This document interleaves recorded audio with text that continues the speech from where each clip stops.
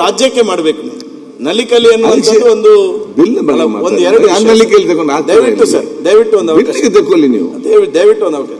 ನಲಿಕಲಿಯನ್ನು ಇಡೀ ರಾಜ್ಯಕ್ಕೆ ಕ್ಯಾನ್ಸಲ್ ಮಾಡುವಂತ ಒಂದು ವ್ಯವಸ್ಥೆಯನ್ನು ನೀವು ಮಾಡಬೇಕನ್ನುವಂತ ಒಂದು ವಿನಂತಿಯನ್ನು ನಿಮ್ಮ ಹತ್ರ ಮಾಡ್ತಾ ಇದ್ದೇನೆ ನಾನು. ಆಮೇಲೆ ಈಗಾಗಲೇ ಅರಗಜ್ಞಾನೇಂದ್ರ ಸಾಹೇಬರು ಹೇಳಿದ್ರು, ಅನುಪಾತ ಏನಿದೆ ಬಿಲ್ಲಲ್ಲಿ ಇರ್ತಕ್ಕಂಥದ್ದು 40 ಎನ್ನುವಂಥದ್ದನ್ನು ಕಡಿಮೆ ಮಾಡಬೇಕು ಅಂತ. ಅರಗಜ್ಞಾನೇಂದ್ರ ಅವರು ಬೇಜಾರು ಮಾಡಬೇಡಿ, ದಯವಿಟ್ಟು ಅದನ್ನು ಜಾಸ್ತಿ ಮಾಡಿ. ಯಾಕೆ ಅಂತ ಹೇಳಿದ್ರೆ ಗ್ರಾಮೀಣ ಪ್ರದೇಶದಲ್ಲಿ ಇವತ್ತು ಒಂದೊಂದು ಶಾಲೆಗಳಲ್ಲಿ 30 ಮಕ್ಕಳು ಇರ್ತಾರೆ, 40 ಮಕ್ಕಳು ಇರ್ತಾರೆ. ನಾನು ಹೇಳ್ತೇನೆ, ಒಂದು ಗ್ರಾಮದಲ್ಲಿ ಒಂದೇ ಸರ್ಕಾರಿ ಶಾಲೆ ಇದ್ರೆ ಸಾಕು. ಸರ್ಕಾರ ಅದಕ್ಕೆ ಬಸ್ಸಿನ ವ್ಯವಸ್ಥೆ ಮಾಡಿ, ಆ ಶಾಲೆಯಲ್ಲಿ ಹೆಚ್ಚು ಸಂಖ್ಯೆಯ ವಿದ್ಯಾರ್ಥಿಗಳು ಕಲೀಲಿ. ಆಗ ನಾವು ಹೆಚ್ಚು ಉಪನ್ಯಾಸ ಶಿಕ್ಷಕರನ್ನು ಅಲ್ಲಿ ಕೊಡುವ. ಅದನ್ನು ಬಿಟ್ಟು ಶಾಲೆ ಇದೆ ಅನ್ನುವ ಕಾರಣಕ್ಕೋಸ್ಕರ 20 ಮಕ್ಕಳಿದ್ದಾರೆ, 40 ಮಕ್ಕಳಿದ್ದಾರೆ ಅನ್ನುವಂಥ ಕಾರಣಕ್ಕೋಸ್ಕರ 3-4 ಶಿಕ್ಷಕರನ್ನು ಕೊಟ್ಟು ಅಲ್ಲಿ ಗುಣಮಟ್ಟದ ಶಿಕ್ಷಣನೂ ಇಲ್ಲ. ಆ ಶಾಲೆಯ ವ್ಯವಸ್ಥೆಗೆ ನಾಳೆ ಸರ್ಕಾರದಿಂದ ಮೂಲಭೂತ ಸೌಕರ್ಯಗಳನ್ನು ಕೊಡ್ಲಿಕ್ಕೆ ಆಗುದಿಲ್ಲ.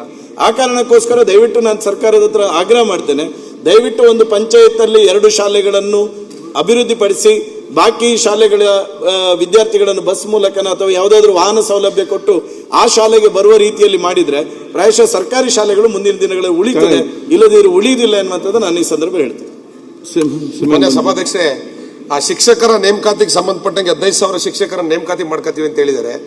ಒಂದು ತಾಲೂಕಿಗೆ ಒಬ್ಬರೇ ದೈಹಿಕ ಶಿಕ್ಷಕರು ಇರ್ತಕ್ಕಂಥ ನಮ್ಮ ವಿಧಾನಸಭಾ ಕ್ಷೇತ್ರದಲ್ಲಿ ಮೊದಲು